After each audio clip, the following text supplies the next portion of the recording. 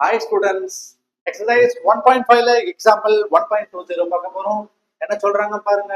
Represent the function f of x is equal to root of 2x square minus 5x plus 3 as a composition of two function. Composition of ரெண்டு function சொல்லிருக்காங்க. என்னடா நம்ம confuse பண்ணி வச்சிருக்கேன். Two function சொல்லிருக்காங்க. என்ன ஒரு ஃபங்க்ஷனை கொடுத்துட்டு ரெண்டு ஃபங்க்ஷனை எனக்கு கொடுத்து சொல்லி எழுதிட்டாங்க. என்ன ஃபங்க்ஷன் கொடுத்துருக்காங்க? f of x is equal to square root of 2x square minus 5x plus 3 சொல்லி ஒன்று கொடுத்துருக்காங்க. இதை ரெண்டு ஃபங்க்ஷனா காம்போசிஷன் ரெண்டு பேரா பிரிச்சு எழுதுறது கரெக்டா நம்ம செக் பண்ணி பார்த்துக்கலாம். ஒரு கண்டிஷன்ல ஃபர்ஸ்ட் பிரிச்சு எழுதுவோமா? f இருக்கு, ஒரு ஃபங்க்ஷன் நம்ம கொடுக்கலாம். யாருக்கு கொடுக்கலாம்? g கொடுப்போமா? g of x. அதுக்கடுத்து இன்னொரு ஃபங்க்ஷன் யாரை கொடுக்கலாம்? h கொடுப்போமா? h of x, g of x, h of x ஒரு ஃபங்க்ஷன் கொடுப்போம். சரி, g of x h of x கொடுக்குறேடா, எனக்கு ஏதாவது ஒரு கண்டிஷன் சொல்றோம், ஒண்ணுமே புரியல, கேள்வி கேட்பீங்களா? அந்த கேள்வி தாங்க இது. கடைசியில இருந்து நம்ம ஃபங்க்ஷன் பண்ணும் போதெல்லாம் பார்த்திருப்போம். என்ன பண்ணுவோம்? ஒரு விஷயத்த பண்ணனா என்ன பண்றோம்?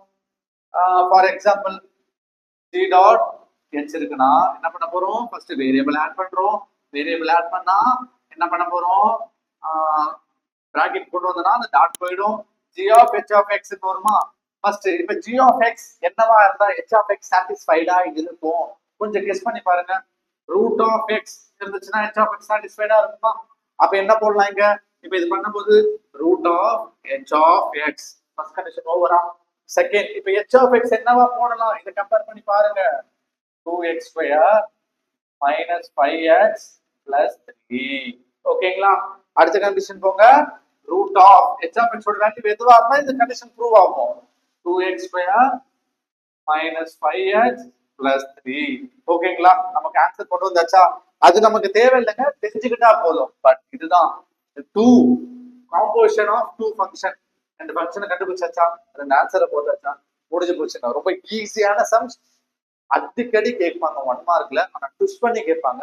அண்டர்ஸ்டாண்ட் பண்ணீங்கன்னா ஈஸியா மேத்தமெட்டிக்ஸ்ல சென்டம் எடுத்துட்டு போயிட்டே இருக்கலாம் ஸ்டூடெண்ட்ஸ். Thank you so much.